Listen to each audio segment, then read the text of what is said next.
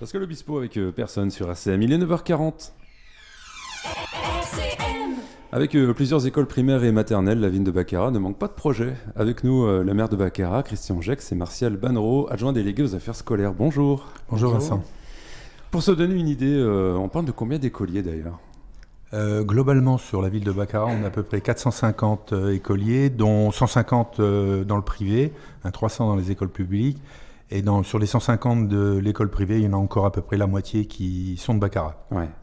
Et du coup, en baisse, c'est stable, c'est en hausse ces dernières années, c'est toujours fluctuant, quoi. Voilà, tout à fait. Alors, on a eu une réunion il y a quelques temps à l'initiative de l'Éducation nationale, de M. Tiquet, avec la communauté de communes, et on nous a expliqué que sur le territoire cette année, sur le département, on perdait pratiquement plus de 1000 élèves cette année, et notamment dans les maternelles, ce qui représentait à peu près 7%. Et paradoxalement, sur la ville de Baccarat, nous, on était relativement stable, même en légère hausse. Et par contre, sur notre communauté de communes, on était à moins 7%. Donc c'est pour ça qu'il a fallu qu'on réfléchisse sur l'avenir de nos écoles. Alors notamment, il y a une réflexion au niveau de la communauté de communes, mais ça sera plus compliqué et plus long. Mais nous, on avait déjà entamé une réflexion depuis quelques années. Ouais, parce que c'est vrai que c'est toujours lié aux naissances. Donc d'une année sur l'autre, on peut avoir besoin d'une classe, deux classes en moins, en plus, quoi. Voilà, tout à fait, ça peut aller vite. On perd plus facilement une classe qu'on en rouvre une autre. Ouais. Donc, depuis quelques années, on avait une baisse des effectifs. Et donc, sur une rive, on a fait un bilan complet. Et sur notre ville, on considère que 2 regroupements scolaires, plus l'école, bien sûr, de Gondrecourt, qui est une école privée, suffit amplement à satisfaire la population. Alors, on a déjà engagé une mutation il y a 2 ans sur la rive gauche, avec l'école du centre. On a regroupé l'ancienne maternelle du centre avec l'élémentaire du centre pour en faire une école primaire, un groupement primaire. Ce qui nous a permis aussi de créer notre crèche dans l'ancienne école maternelle. C'était une opportunité. Et il nous restait plus que deux classes en maternelle, ce qui est économiquement difficile. Et quand vous avez 2 instituteurs ensemble, là aussi, pour eux, c'était un peu difficile. Et aujourd'hui, on mène la même réflexion sur l'école Imbé-Père, qui risque dans les années futures de perdre une classe si on reste comme ça. Donc, on a décidé, avec l'appui de l'Éducation nationale et suite au départ d'une directrice, de faire dans un premier temps une fusion administrative et dans les 2 années qui viennent, de faire la fusion physique, et tout sera ramené à l'école de la Serre. En plus, c'est une opportunité pour l'école de la Serre parce que c'est une école où il y a quelques petits soucis. Il y a des grandes baies vitrées, des problèmes, il fait chaud en été, il fait froid en hiver. Elle est moins adaptée aujourd'hui, quoi. Voilà, tout à fait. Donc ça va être l'opportunité de la refaire complètement. Et puis c'est vrai, vous me disiez ouvrir une crèche, une cantine aussi, une garderie, c'est toujours pratique, quoi. Tout à fait. Donc on avait nos cantines et garderies dans nos écoles. Là, on va aussi améliorer au niveau de l'école du centre, la cantine et la garderie. Et bien sûr, l'ancienne école maternelle d'Imbé-Père, on a un projet dessus qu'on a déjà parlé avec Isabelle Marcelot au niveau de la culture. On a un projet Microfolie sur cette école. Ouais, c'est ça, savoir comment transformer une école en un autre lieu. Tout à fait. C'est aussi une réflexion évidemment à mener. La ville de Baccarat participe activement au quotidien des élèves à travers des actions, des dotations. On peut parler, par exemple, je sais que vous donnez des livres, c'est ça ? Des livres, des tablettes aussi, on peut rentrer un peu dans le détail peut-être. Alors pour les livres, c'est à l'occasion du passage en 6e des classes de CM2. La municipalité leur offre un livre pour les récompenser. Mais c'est un livre scolaire ou un livre... Non, on fait une sélection et on propose aux directeurs des 2 établissements de faire un choix. Donc c'est plus éducatif ou... Oui, c'est ça. En général, c'est le même livre pour les 2 écoles. Cette année, ça a été différent. Il y a qu'une année où c'était différent. Généralement, ça concorde. Mais c'est vrai, on parlait de fusion. À partir de quel moment une classe peut fermer ? À partir de combien d'élèves ? Il y a une moyenne comme ça à peu près ? Alors, il y a des règles au niveau de l'éducation nationale, c'est 24-25, mais il faut prendre la globalité divisée par un certain coefficient. Oui, c'est un peu compliqué. C'est un peu compliqué. Et pour ouvrir, c'est différent, quoi. Donc, une fermeture, je dirais c'est plus facile de fermer une classe que d'en ouvrir une. Alors, il y a des coefficients et on nous explique qu'il y a des choses qui rentrent en ligne de compte. Par exemple, pour les maternelles, aujourd'hui, aujourd'hui, on accueille souvent, alors au bon vouloir des directeurs, parce que c'est eux qui prennent la décision d'accueillir des enfants de moins de 3 ans, parce que l'école est obligatoire à 3 ans aujourd'hui, et donc ils peuvent accueillir des enfants de moins de 3 ans, s'ils sont propres, s'ils sont dans le deuxième partie de leurs 2 ans et demi, et donc ces jeunes-là ne sont pas comptés dans l'école. Certaines fois, ils les comptent, certaines fois, ils ne les comptent pas. Ça nous permet des fois d'éviter une fermeture de classe. Donc, c'est un peu compliqué. Je dirais c'est l'Éducation nationale qui fixe ces règles et qui nous annonce les fermetures. Alors après, on a des discussions. On a déjà réussi certaines fois à avoir des discussions pour éviter ou reculer d'1 an une fermeture de classe parce qu'on n'était pas préparé et ainsi de suite. Mais... on le voit sur l'ensemble du territoire, c'est souvent un combat. Les parents d'élèves manifestent et tout. Est-ce que vraiment ça peut changer, une manifestation populaire peut changer quelque chose qui est déjà écrit ou vraiment c'est pas possible quoi. Ça peut arriver, c'est arrivé. Hein, c'est arrivé, je crois, dans le secteur de Badonvillers, c'est arrivé. Ouais. Chez nous, on a...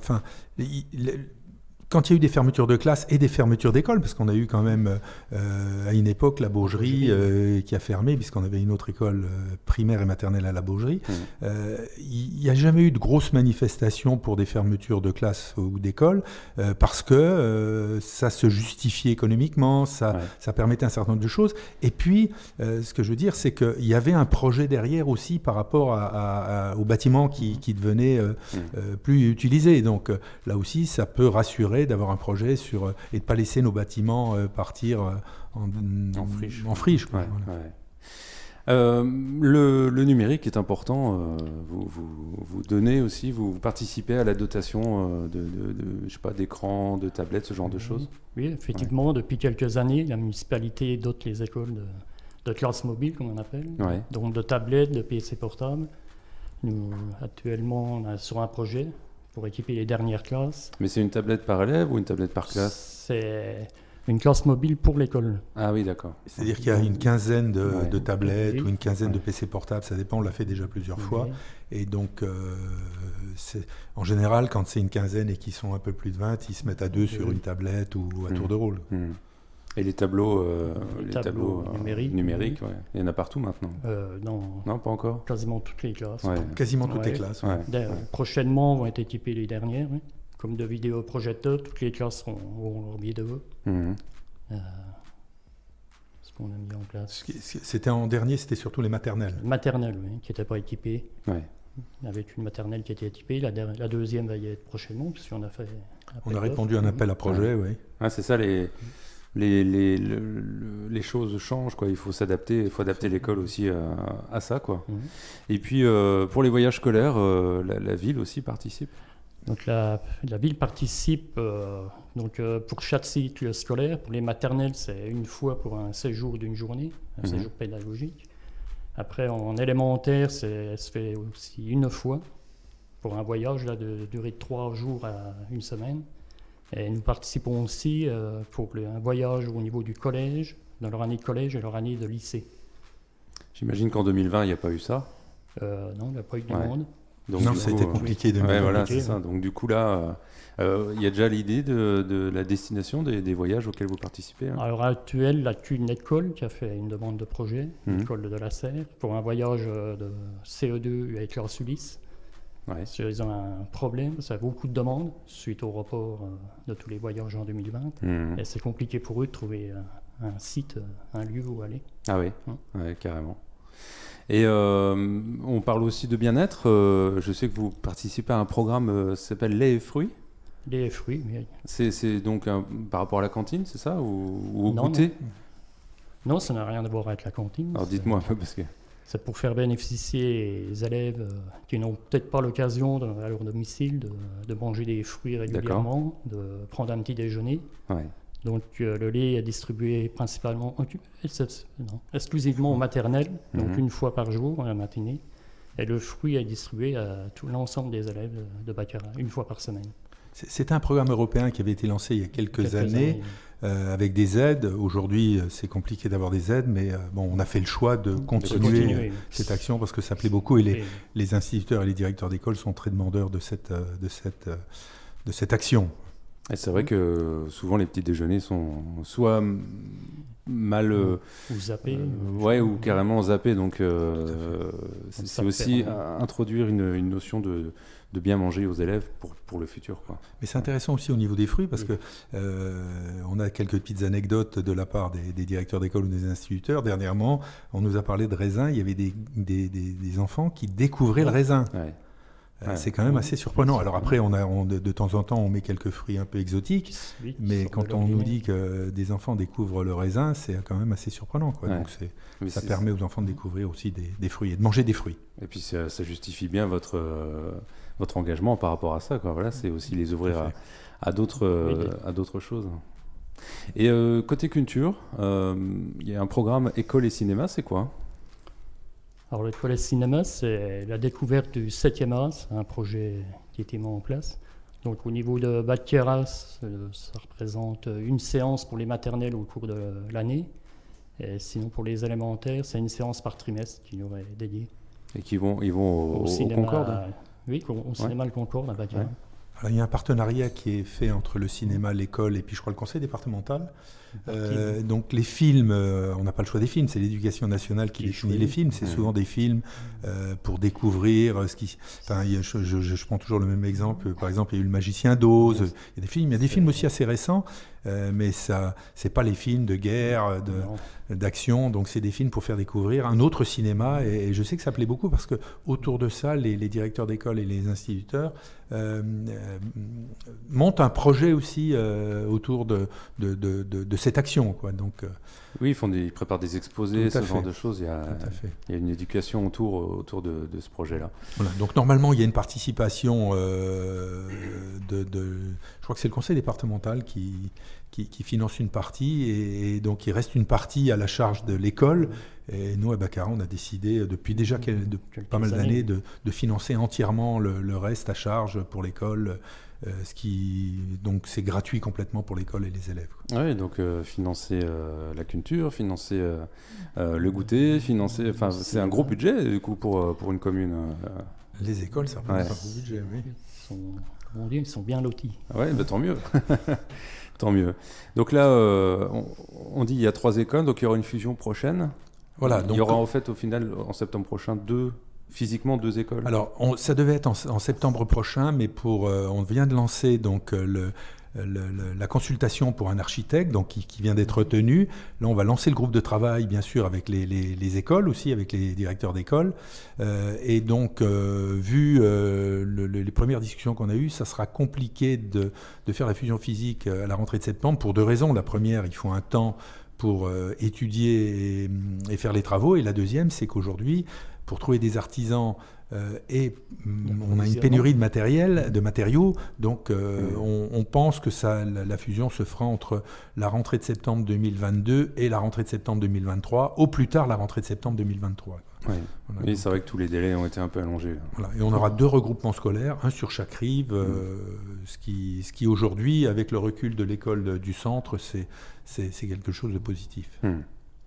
Et puis, bien sûr, en fin d'année, il y a Saint-Nicolas qui arrive. Il y a aussi les spectacles de Noël, toujours d'actualité. Toujours, oui. Ouais. Comme chaque année, avec la zone de Saint-Nicolas, nous organisons une distribution de friandises dans chaque école. C'est un patron des écoliers. Accompagné du Saint-Nicolas et du Père Fouettard. Ouais. Il a du boulot, lui aussi, je pense. Non, ça va. Quelques élèves pleurent en maternelle. Ça pleure dans les maternelles. C'est toujours impressionnant. Oui. Ouais. Et il y a un spectacle de Noël pour l'ensemble des écoliers ? Également, oui. Tous les ans, avant les fêtes de fin d'année, nous organisons un spectacle. Donc c'est toujours en lien avec les directeurs d'école. On leur demande les propositions, les thèmes qu'ils veulent. Et comme par exemple cette année, ça sera au cinéma. Il y aura 2 matinées dédiées aux maternelles et 2 aux primaires, donc à l'ensemble des élèves bachamois. Voilà, les spectacles ne sont pas forcément les mêmes entre les maternelles et les primaires et les élémentaires. Et donc là, on entend bien les directeurs, directrices d'école ont toute leur part. Hein, c'est un échange entre vous et eux pour mettre en place les choses. On essaye de les impliquer de plus en plus. Hein. J'ai un exemple. Vous savez, il existe des dérogations dans les communes et il y a quelques années, la dérogation, c'est à l'initiative, c'est à la prérogative du maire.